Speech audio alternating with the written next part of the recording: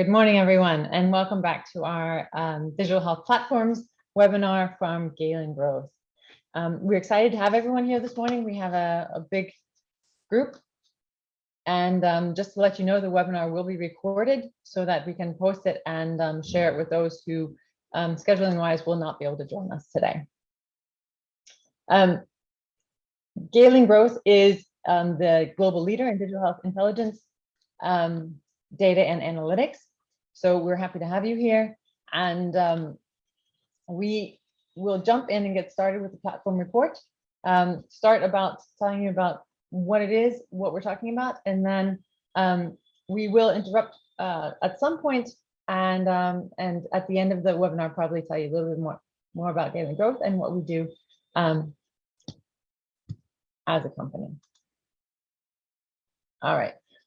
So the report that we'll be sharing today, Galen Growth focuses on digital health and digital health alone. We're not generalists. We are experts in our area, and therefore the scope of the report that we'll be talking about today are digital health ventures. Those are private digital health companies, private startups that were founded after 2002, and any ventures that have exited, that have issued their IPO or been acquired by other companies, will not be in our data unless specifically noted. Why exactly are we talking about digital health platforms today? Platforms is a bit of a buzzword that has been running around the internet. When you talk about digital health, then there are lots of different definitions of platforms. So I'll get into specifically what we're talking about as far as that definition, but the hype is the reason why we're all here is really because digital health is growing and digital health is maturing, right? And growth typically can be looked at by funding, and as you all know, because you're here, you're in digital health, you know digital health funding has exploded since the beginning of the pandemic, right? And that's what I really want to emphasize here. This is the motivation. This is why things are happening, right? Is that in 2020 there was a huge jump over the digital health funding, a lot of interest being generated, and not all that money is flowing into digital health ventures that are growing very rapidly. 2021, last year, was no different. Record-breaking year, and in particular, that growth that we're talking about, that very rapid growth, can be seen in the fact that the ventures are moving from early stage ventures into the late stage, and even exiting, issuing IPOs. Last year there were many SPACs that in the digital health area, and this can be seen as a lot of interest being generated, right? Cash flowing into ventures that are growing, and even the early stage ventures are popping up pretty much in every area of digital health, right? And again, to emphasize the fact that this is a quarterly look at money, at venture funding going into digital health. This isn't this particular look is just at venture funding. You see here Q1. There's been a lot of talk about Q1 being slow compared to Q1 2021. Venture funding is on the same level, right? And what all of this funding pouring into digital health is doing is really creating ridiculous fragmentation, right? The ventures are growing, and lots of other small ventures are being founded, and so what you have is a market fragmentation, which when looked at as a whole, right, bringing all these venture solutions into the marketplace, offering them in different areas, in different areas of digital health. Our colleagues at Happify Health, which is a digital health venture looking at mental health, they did a survey of employers, right? And we want digital health to be very accessible and be very successful. But looking at employers, and Happify Health surveyed employers and saying, what's the biggest barrier, right, to digital health? What is preventing, people from from using digital health solutions. And the results of this survey showed a resounding 46% saying there are too many point solutions, right? The employers responded to Happify Health saying, hey, your solutions are great, but we have one solution for mental health. We have one solution for, chronic diseases. We have one solution for new parents. We have, there are too many point solutions. People can't keep up with them. It's too difficult for us to manage. And so that's what really moves us into the idea of digital health platforms. Galen Growth defines digital health platforms as, I think I have that as the next slide, not quite. I have the first example on the next slide. Galen Growth defines digital health platform as bringing together point solutions and creating an ecosystem that is more valuable than all of its parts combined, right? We've seen other definitions of platforms, one being it's a marketplace type of definition, such as Amazon being a marketplace platform, or looking at as a more IT definition of the word platform, saying it's a way to connect the IT systems to different solutions. Galen Growth says a digital health platform is a healthcare platform, right? It's where patients and HCPs can come and have more than just one solution, right? It's bringing solutions together. And so that's what we're going to be really focusing on today, is looking at how are that fragmented market, how the pieces being brought together to create something that's very valuable and will help reduce the fragmentation of the space that we're talking about. And to help you understand and help you to get that, our first example is looking at Teladoc, right? It's incredibly successful, very early venture in digital health. Teladoc acquired Livongo in 2020 for probably at that time, the biggest deal in digital health ever, right? Teladoc is a very successful telemedicine platform, right? And taking you through the evolution of how they grew, right? Teladoc, of course, had organic as well as inorganic growth. Right now, we're going to look at just the inorganic growth of that, right? It was an 18-year journey. They started, incorporated initially in 2002. So as mentioned before, a very early digital health, a jump starter, more or less. And they started in primary care, right, in teleconsultation. And that's what we all know very well from Teladoc. And starting their expansion then, Teladoc expanded by having initial geographic, we call it geographic market expansion. So they acquired Consulted Doctor in August 2013 and Ameridoc in 2014. These are two other ventures that were in the same space, right? So they're acquiring market share. And the different colors here are, as you get darker colors, they go into later acquisitions. So you can see starting at a very small scale, right? Expanding their market. And then in 2015, Teladoc starts expanding into different therapeutic areas, right? So the customers that the customers, in this case, most likely patients that they had, starting from primary care patients into behavior and mental health, right? Understanding that the patients have a platform for primary care, they can use that same platform, right, to start in, to expand into other therapeutic focus areas. As well, the same year, they acquired StatDoc, so acquiring more market share in the same primary care and in that behavioral mental health. Right, so this is where Teladoc is beginning to develop a platform, right, going from not only primary care, but also into behavioral mental health. Later, 2017, moving into other specialties, right, into really expanding their therapeutic focus areas.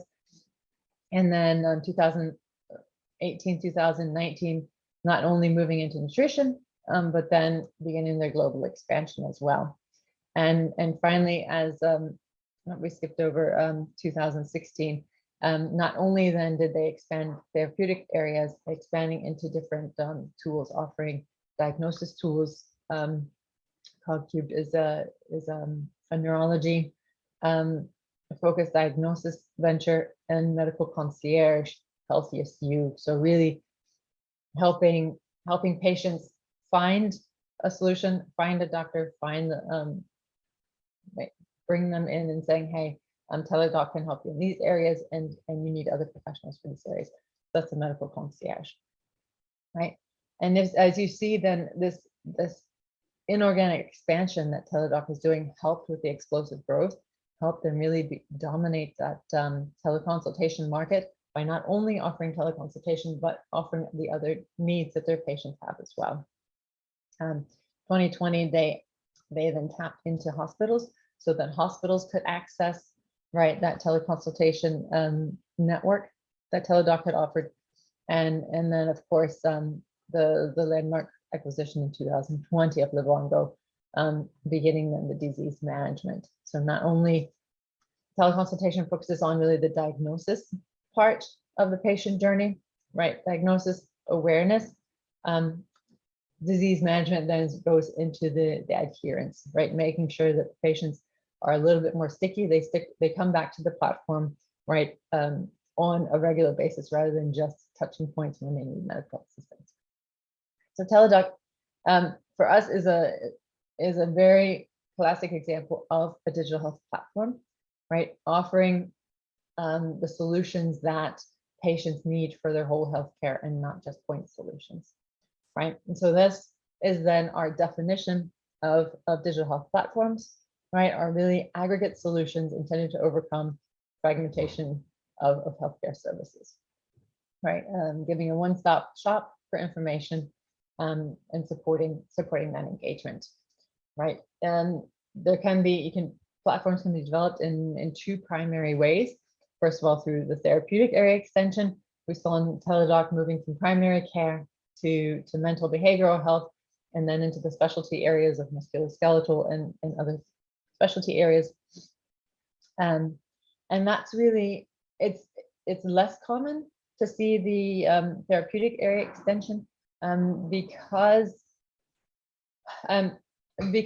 once you move into a different therapeutic area, you have to understand the indications and understand different patients, right? Something as far as teleconsultation can be moved a bit easier. You have to, of course, have different specialists, different medical specialists then coming into the platform. But as far as understanding the patient's needs, the patient needs is then a teleconsultation. Whereas if you have something like a disease management, you really have to begin digging deep into a different therapeutic area and the needs of those patients, which are likely different than the needs of patients in other areas. But therapeutic extension happens frequently. OneDrop is another good example, moving from diabetes into cardiovascular care.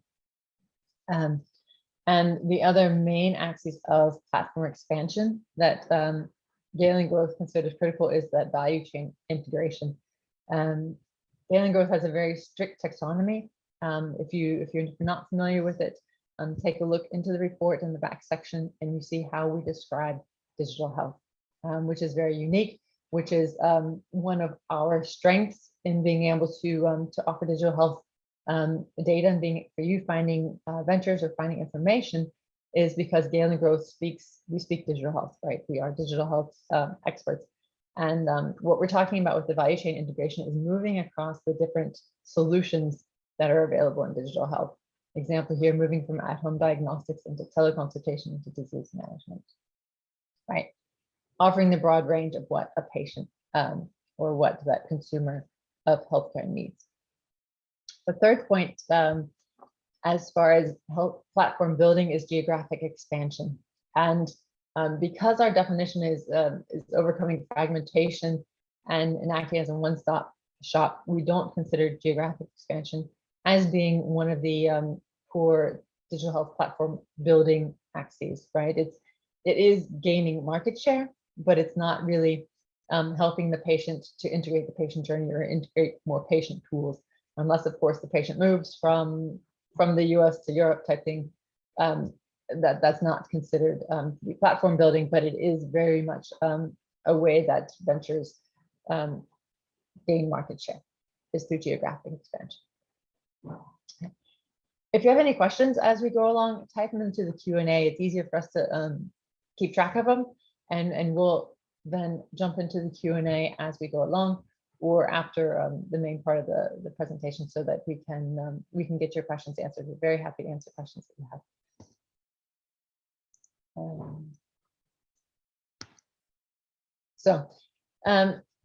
So platform is, as I mentioned before, kind of a exciting area. It's something that's been going around the internet, going around LinkedIn for the past 6 months as well. At least this whole idea that digital health are building platforms, and looking at understanding platforms. How are they being built? Who is building them? It's very clear to us when we look at our data and we look at M&A, right? Mostly focusing on inorganic growth, because this is going to be the fastest way to scale and to develop platforms. Is that the acquisition share? If you look at M&A over the past 5 years, ventures, which is the light blue, venture to venture acquisition has been growing year on year significantly, going from only about 22% in 2017 to reaching over 50% of the M&As in digital health are venture to venture M&A, and in 2022 so far has been very much majority venture to venture M&A happening. Pharma companies, pharma biotech companies, right, medical device companies, insurance companies, they're not building platforms. Many reasons behind that, and in the report we go into that a little bit deeper as to pharma companies. They're giant dinosaurs, right? They don't have the capability, they don't have the flexibility. We've worked with many of these big pharma companies, and once you bring a venture into a pharma company, it slows it down, right? So the dynamics aren't there for pharma companies to really build their own digital health platforms. Insurance companies the same way, right? And they're the larger corporates have the advantage of partnering, right? Pharma partnerships, for example, a lot of pharma companies partner with these platforms in order to have the interaction, in order to profit from the data, right? They build partnerships, and that's very much encouraged, from our side, encouraged that the partnerships are the best way for pharma companies, insurance companies to tap into digital health platforms. However, that partnership needs to grow and needs to be developed. Galen Growth issued a Pharma Innovation Index at the end of last year, showing that really 50% of the partnerships in digital health were made by only the top 10 most active pharma companies in digital health, right? We still have very, very much a concentration of which pharma companies are active in digital health. It's very few. Insurance companies are have not developed as many partnerships as pharma companies. They're a bit behind the curve, but there's much more of a spread, right? 30% of the partnerships there are made by the top 12. So you have more insurance companies active in digital health, but they're just not as active as pharma companies at this point, right? That's looking at partnerships. Overall, back to the discussion on ventures, we at Galen Growth see digital health platforms are being developed by digital health ventures, right? They're not being developed by tech companies. They're not being developed by pharma insurance companies. They are and will be, the successful platforms will be a product of digital health ventures themselves,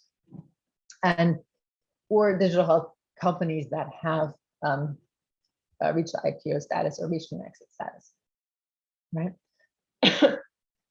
And so that's exciting. It's really the ventures themselves that have the roots in digital health are the ones that have the expertise to bring together this ecosystem of platforms, and we see it very much actively happening, right? We talked about before, the share of M&A is very much going over to ventures.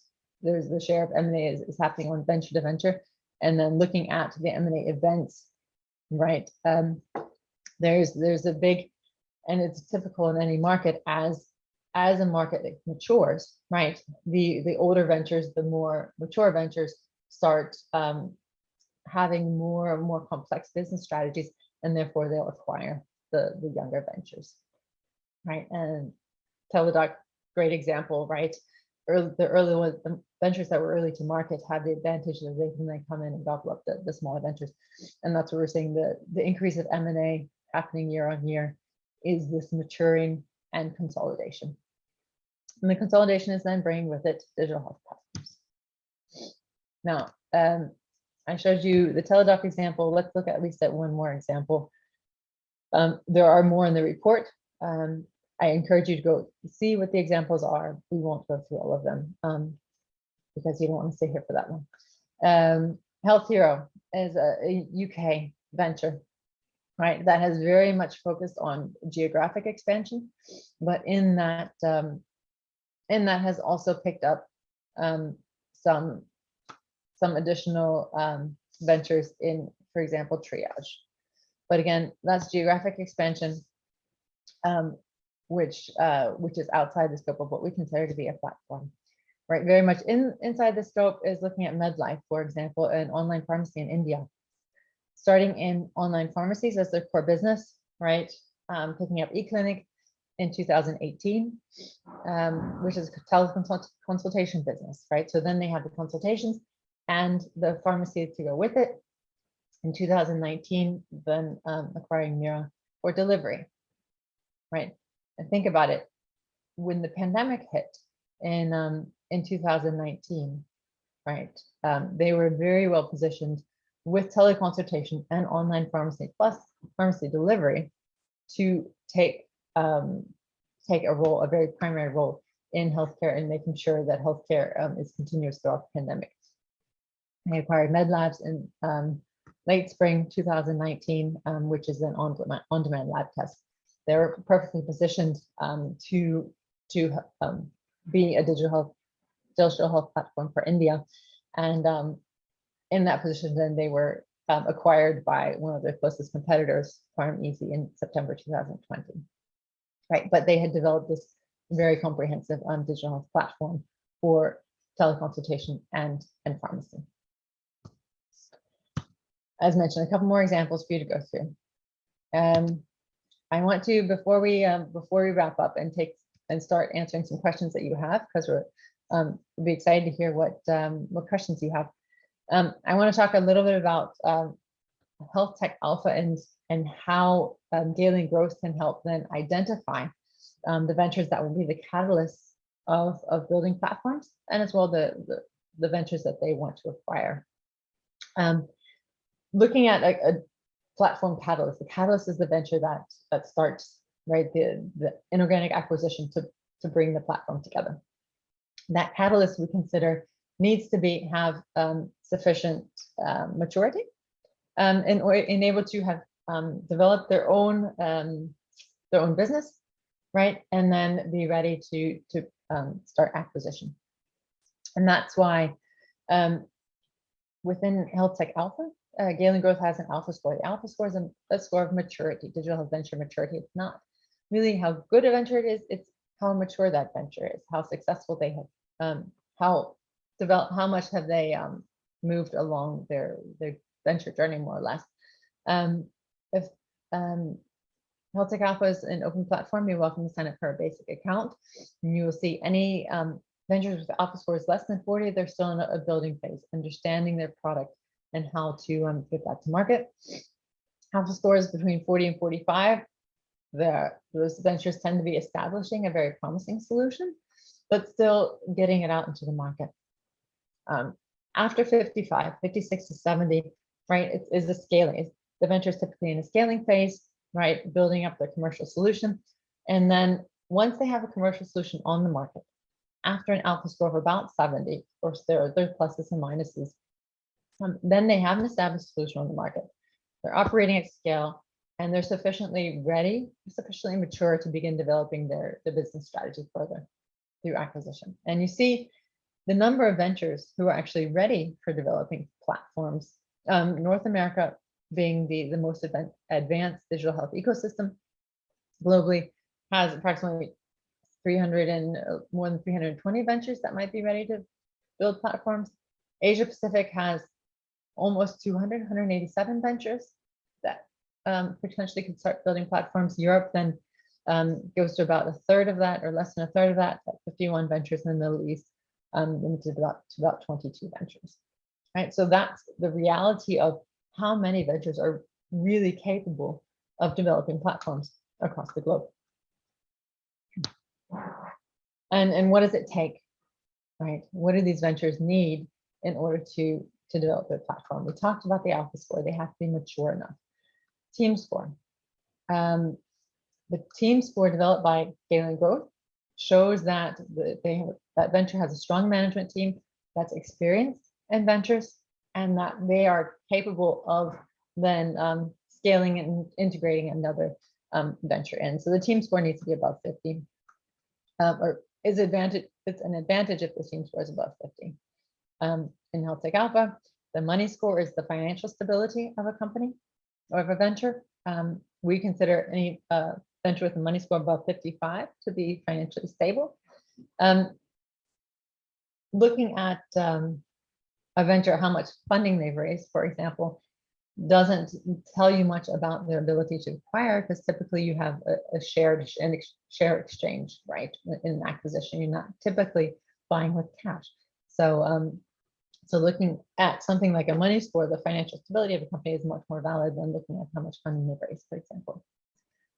Partnerships, that venture should be experienced in at least working in one partnership. Now, the last two. Galen Growth has looked at, I thought I had it here, but yeah, I do. The top, sorry about that, the therapeutic area and digital health clusters that are hotspots, regional hotspots for acquisition and for platform building, right? In North America, those hotspots are in health management solutions, so the IT solutions for in remote monitoring and in telemedicine.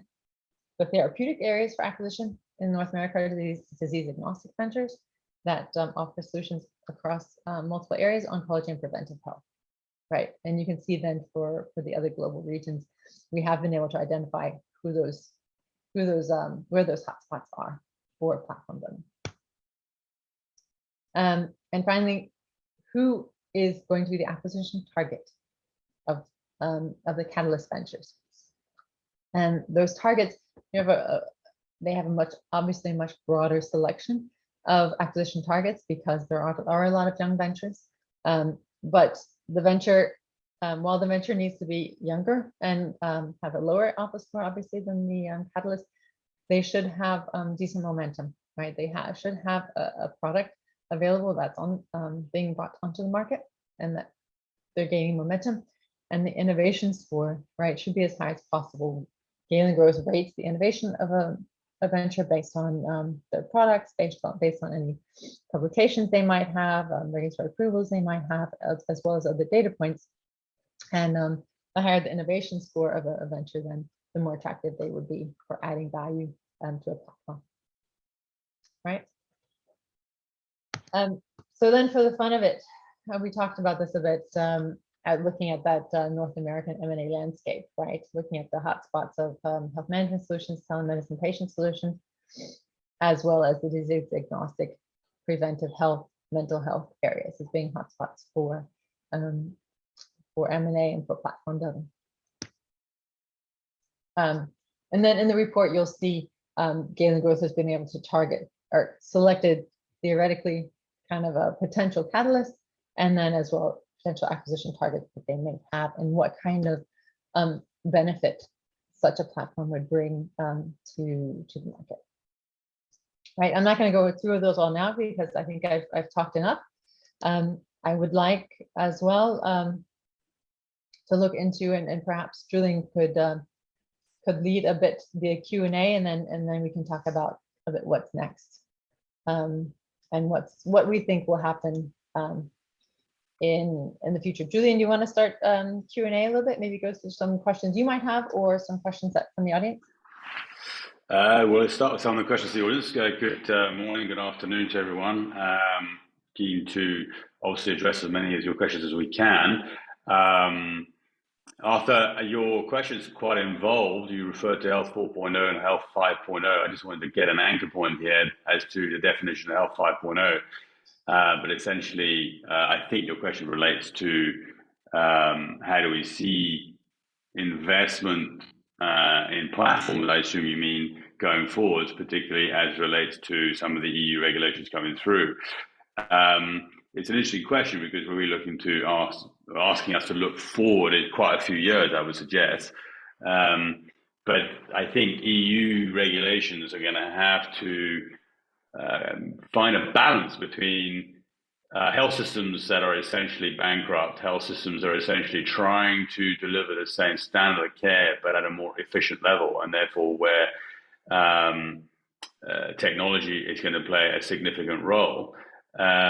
We're seeing quite a bit of experimentation in EU, as we know, with the German DiGA, Scotland, and their digital therapeutics reimbursement mechanisms, etc. So we will see an increasing drive towards leveraging technology to provide some of these solutions.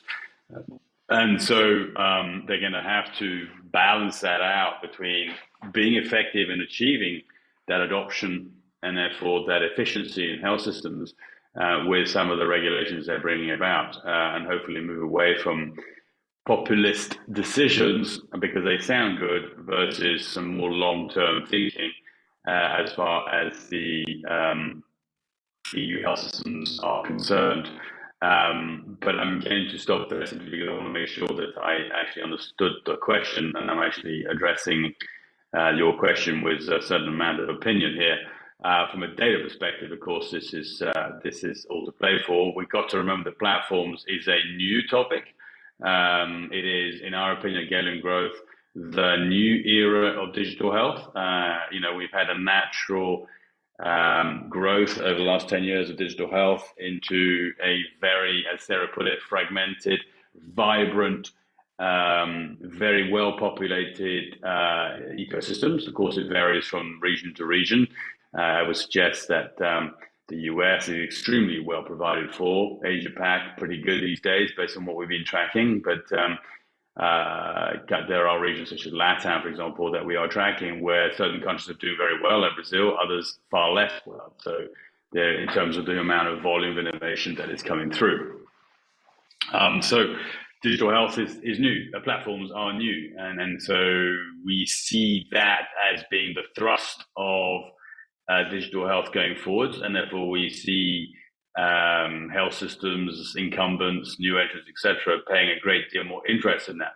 But we would draw your attention to the report in terms of who we see to be the key accelerators in the growth of digital health platforms, but equally what we see to be some of the headwinds that need to be addressed for that to come through. But it makes perfect sense for the platforms to be the future growth of digital health as the larger players in digital health seek to have more sustainable unit economics. Their investors drive for the same outcome, but equally patients are looking for a more end-to-end seamless management of their disease as opposed to one particular intervention point of that disease. Angelo, good morning to you. It's a pleasure to see you with us. Tongue-in-cheek answer to your question, but we've got to be mindful of the fact that insurers at this stage are still really dipping their toe in digital health. If you look at our data, and we look forward to publishing later this year our assessment of the insurers' activity in digital health in the same way that we did it for pharmacos last December. But essentially the stat that Sara showed you at the beginning of this report gives you a flavor of the fact that, in fact, the number of insurers across the globe with sizable portfolios of digital partnerships, and by sizable I mean at least 5, is still a minority when you look at it as a total percentage of all the insurers out there. So it's still very much dipping the big toe and experimenting, as we call it. Now, if you combine that with the fact that platforms is a new phenomenon, it's a new growth driver in digital health as a maturity move within digital health. It's fair to say that at this stage that the number of insurers that are building platforms is at this stage still work in progress, and at this stage still something we're watching. We naturally see insurers becoming clients of these, particularly as insurers seek to drive down costs of specific disease management, particularly in chronic diseases, and therefore it makes sense to end up with a better end-to-end solution where a patient moves from awareness to taking action on their disease to actually getting diagnosed, to actually then manage the platform in a way that's much more effective, and of course, hopefully better line of sight of data, contextual data as well as actual data as relates to that patient in that journey. But feel free to type further questions or respond to my answers by I guess typing your answer towards my answer within the Q&A function. Ravi, thanks for joining us. I think I answered your question in writing as well as just answered it in terms of my reply to Angelo's question. Dara was asking about getting a link to the recording because you had to leave early. Yes, everyone will get a recording of that. So a few questions. Julien, I'd like to take the first one from Marina. Please. You should, yeah. Answer that. Marina asked about information as part of solutions. What's the role of health information as a digital health platform strategy? It's a very good question, and I think in the and I'm going to go back here to the Teladoc example, because they did in 2020, early 2020, but kind of late in their journey, they acquired InTouch Health, which is the health management system for hospitals as well as physicians and clinics. And so what they were able to do is they took their platform, right, including teleconsultation, including diagnosis tools, concierge across digital therapeutic areas, and they then were able to, through InTouch Health, link it into the IT systems of the hospitals and physicians. So once a patient who was with Teladoc went in, if they had to go into the hospital, they could seamlessly then open the data, transfer the data. They could seamlessly have continued teleconsultations, for example, with their specialists through the Teladoc platform from the hospital system, right? It's really this seamlessly being able to move the patient from one healthcare system to another, bringing huge value both to the healthcare system and to the patients themselves, not having to jump in and out of different healthcare systems. So that's really what we see as their being example. And then another example I had in, I think one of the potential acquirers was a US company. The name is not in my head at the moment. Building a platform, they connect different solutions themselves. I took it out of the presentation. They connect different solutions, but then they could as well bring in something like connected devices right into the platform, although that's less of an IT thing, but being able to bring those devices both in hospital settings and into their own platform in order to get patient data more accessible, right, across different areas. So that's why we really see health information, right, being critical in a platform strategy, being able to move across different systems. Cool. That's good. Yes. Quick question from Jermaine here, and one for you, I think, Sara, very quickly, as we look at some of the what we regard to be potential headwinds here. Jermaine saying, curious to hear your thoughts on how we might all work with SG government. Let's take the word SG out, look at generally governments. What are our recommendations here in terms of how do you work with, or what we should expect from governments as relates to enabling and accelerating the growth of platforms so that patients are better served? Sure. Well, governments play a role in different parts. And we talked about that, as you said, a bit in the hurdles. First of all, in the reimbursement schemes, depending on your healthcare system, governments such as the European companies, Germany, for example, that have started reimbursing through government policies, through the DIGAs, they have to start thinking about, right? The government, the healthcare systems have to start thinking about, once you get a platform solution, what pieces of that platform are reimbursed, and how does that fit into the entire business case, right? The ventures have to fit those reimbursable pieces into the rest of the platform. So that's going to be really tricky, and that's going to have to think about ecosystem, the entire ecosystem. We're currently, we'll be releasing next week a report on wellness and preventive health, and this goes exactly into that platform, right? When you have a solution that's not only a digital therapeutic, but then has the preventive part in front of it, the governments need to integrate that and make sure that it's a cohesive system. The other piece is that the first point that we have, economic checks and balances, right? With the larger ventures acquiring smaller ventures, we had in the US the case of the SEC saying United Health Group, they were acquiring, which isn't a venture of course, but acquiring Change Healthcare is then building a monopoly, right? Building an unfair advantage for the competitors. And as you have then this consolidation of ventures in digital health, governments have that checks and balances responsibility to make sure that there's still competition in the market, and to allow or not allow this consolidation that we'll be seeing. So there's a lot that governments need to consider as we move forward with platforms.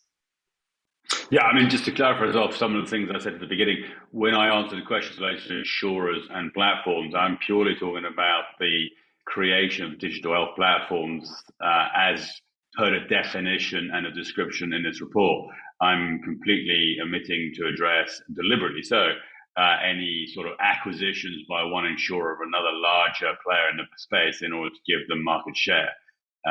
That's something we don't address in this report, hence my answer to sort of questions from, say, Angelo. Question for you here, Sara, very quickly, but one that's worth quickly addressing.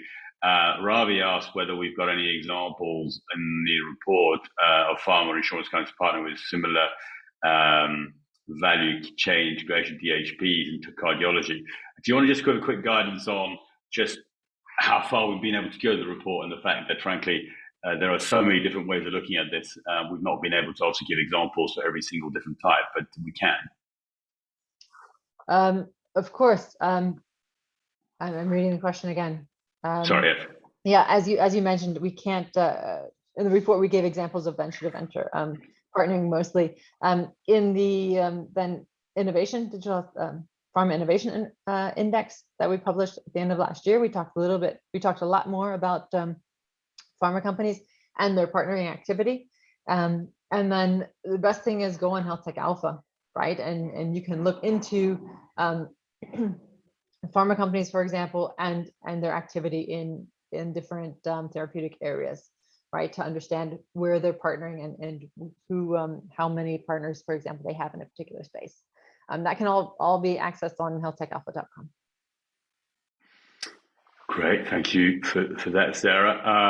There was a quick question I'll take. Julius, thank you very much for your question in relation to Africa. It's a fascinating question. It's not one we can really address with any depth at this stage. Suffice to say that we at Galen Growth have begun tracking the ecosystem of Africa in order to better understand what's happening. We're particularly interested, for example, in the sheer proliferation of ventures coming out of Rwanda of late, which was unexpected. But my opinion, I guess, on this would be that I think Africa is still in the first phase of digital health innovation, where you are looking to develop digital health ventures that have a specific point solution for specific pain points for that market or that therapeutic area. And that is probably a little too soon for platforms, but of course inevitable that it will happen. But we don't have any enough depth and breadth of data on Africa at this stage to be able to give you evidence of that in facts and figures. So I guess check in with us again in about, 6 months' time or something. Marina, thank you. We will look at Generali Wellion very closely. You flag it as an interesting case. I would be fascinated to see what Generali is building with with Wellion, or certainly building that is called Wellion. Sorry, and we will revert with opinion on that.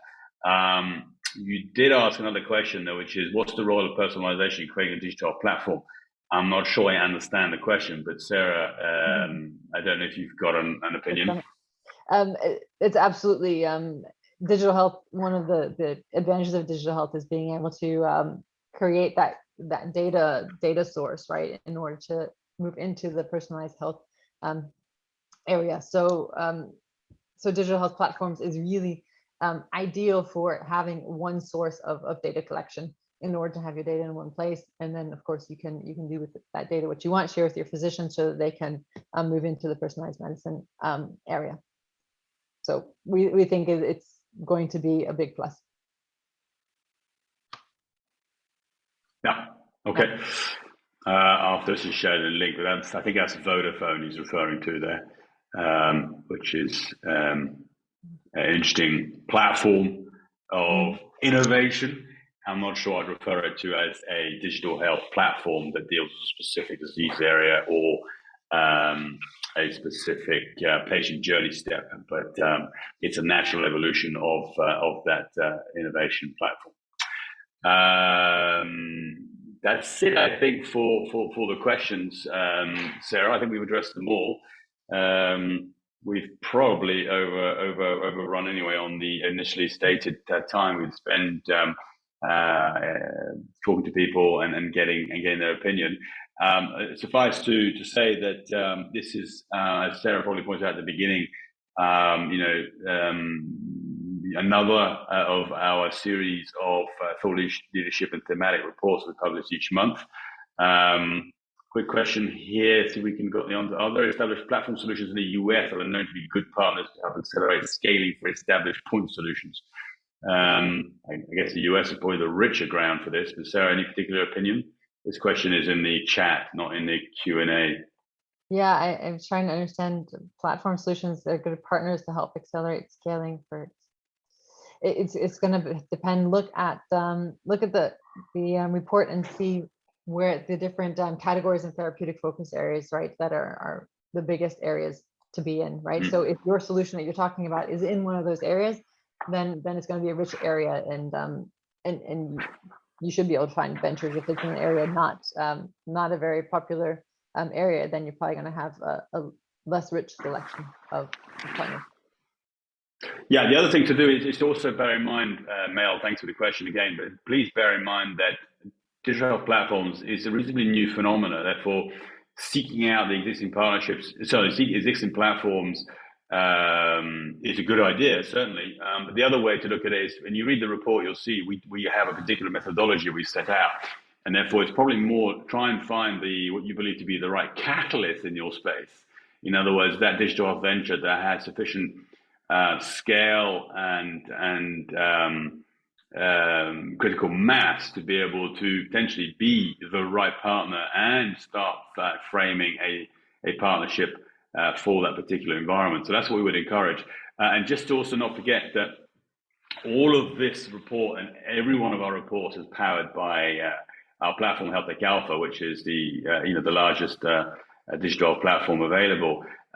You can access it for free. So for those of you who don't have an account, you can access for free. Now, of course, it's a limited access, but it will give you an opportunity to look at what partnerships potentially exist between some ventures. So as you define what that catalyst is in your space, by potentially looking at the higher maturity ventures in the platform for the space you're in, then you can have a look at some of the partnerships they may or may not already have.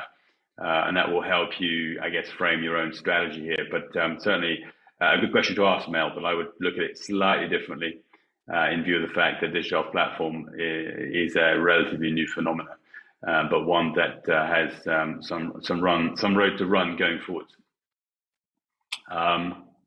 Okay, so listen, we are running out of time. We don't want to overstay our welcome, so we thank you very much.